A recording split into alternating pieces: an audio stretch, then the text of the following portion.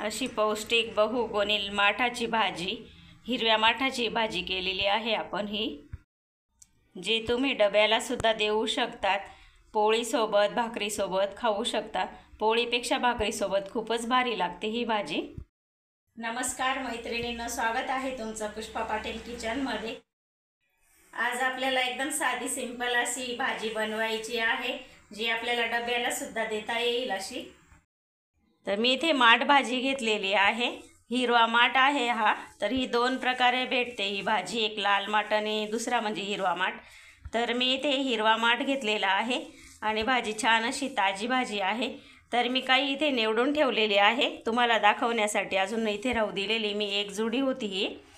तर ही निवडायची म्हणजे अशी हे पानं निवडायचे. अशी ही कोवळी काडी असते ना, ही सुद्धा घ्यायची. पानं पूर्ण काढून घेतले बघा. आणि आता ही काडी सुद्धा कोवळी आहे. तर जिथपर्यंत ही काडी कोवळी आहे ना, तिथपर्यंत आपल्याला घ्यायची आहे ही बघा. आणि अशी शीर निघते. तर या पद्धतीने निवडायची तिला. असे बारीक बारीक तुकडे करायचे आणि निवडताना बघा अशी मोडताना अशी शीर निघते, ती काढून टाकायची. तर बघा अशी शीर निघते ही. अशी छोटी काडी तोडली ना तर अशी ही शीर निघते. परत तिला अशी काढायची आणि परत दुसरीकडे तोडायची. मी इथे ही भाजी तोडून घेत आहे. तुम्हाला जर अशी तोडायची नसेल तर कापून सुद्धा घेऊ शकतात. तुम्ही जर ही भाजी कापून घेत असाल ना तर ही कापण्याच्या आधीच धुवून घ्या. जर कापून धुतलं ना तर ते भाजीमधलं जे जीवनसत्व असतं ना ते पूर्ण निघून जातं. मी ही भाजी निवडून घेत आहे, त्याच्यामुळे मी नंतर धुणार आहे ही भाजी.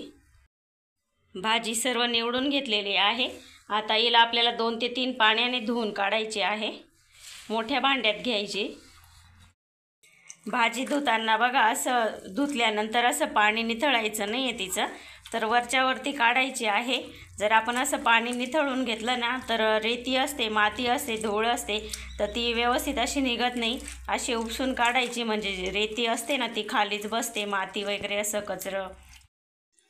तर व्यवस्थित अशी मी हलवून घेतली आणि आता तिला वरच्यावरती काढून घेत आहे अशी.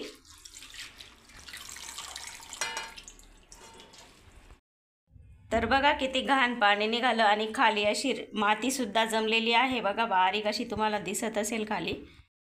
अजून एक वेळा मी स्वच्छ पाण्याने धुवून घेत आहे भाजी. भाजी इथे मी धुवून घेतली स्वच्छ अशी. तर आपल्याला अगदी आता कमी साहित्यामध्येच ही भाजी करायची आहे, तरीसुद्धा चवीला खूप भारी लागते. मिरच्या कापून घेतल्या आहे मी 3-4 अशा मोठ्या आकारामध्ये. लसूण चिरून घेतलेला आहे 5-6 पाकळ्या. जिरं घेतलेलं आहे आणि फोडणीला थोडा हिंग लागणार आहे आणि तेल. बस एवढंच साहित्य आपल्याला टाकायचं आहे. इकडे फोडणीसाठी कढई ठेवलेली आहे. तेल घालून घेऊ कढईमध्ये. तेल छान तापलेलं आहे. जिरं घालून घ्यायचं आहे लगेच. मोहरी घालायची नाही आपल्याला या भाजीमध्ये. मला तर आवडत नाही म्हणून मी नाही घालत. तुम्हाला घालायची असेल तर जिऱ्याच्या आधी मोहरी घालू शकतात. जिरं छान फुललं. आता लगेच लसूण टाकून घेऊ. लसूणसुद्धा थोडासा परतवून घेतला. आता लगेच कापलेली मिरची घालून घ्यायची आहे. मिरची परततानाच आता हिंग टाकून घ्यायचा. मिरची छान अशी डाग पडेपर्यंत परतवून घेतली. एकदम जास्त पण परतवायची नाही, अशी हलकेशी डाग पडेपर्यंत परतवायची.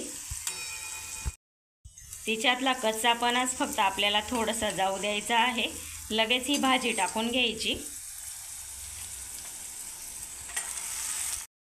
ही सुरुवातीला खूप जास्त दिसते, पण जशी जशी परतली जाते ना तशी ती कमी होत जाते. तर आता हळूहळू ही भाजी खाली वर करायची आहे, कारण कढई पूर्ण भरलेली आहे, पण एकदम कमी होणार आहे ती नंतर. भाजी बघा व्यवस्थित अशी परतवून घेतली आणि कमी व्हायला लागलेली आहे. मी इथे फक्त लसूण, मिरची आणि जिऱ्याचाच वापर केलेला आहे फोडणीमध्ये. तुम्हाला जर हवं असेल तर तुम्ही बारीक कांदा चिरून सुद्धा टाकू शकता. मला हिच्यामध्ये काहीच आवडत नाही असं कांदा टोमॅटो असं घातलेला. अशीच ही चवीला खूप भारी लागते. छान परतवली गेलेली आहे भाजी. आता आपल्याला मीठ घालून घ्यायचं आहे चवीनुसार. पालेभाज्यांमध्ये कधी पण आहे ना असं नंतरच मीठ घालायचं, कारण त्या सुरुवातीला खूप जास्त दिसतात आणि नंतर करपल्यानंतर आहे ना कमी होऊन जातात.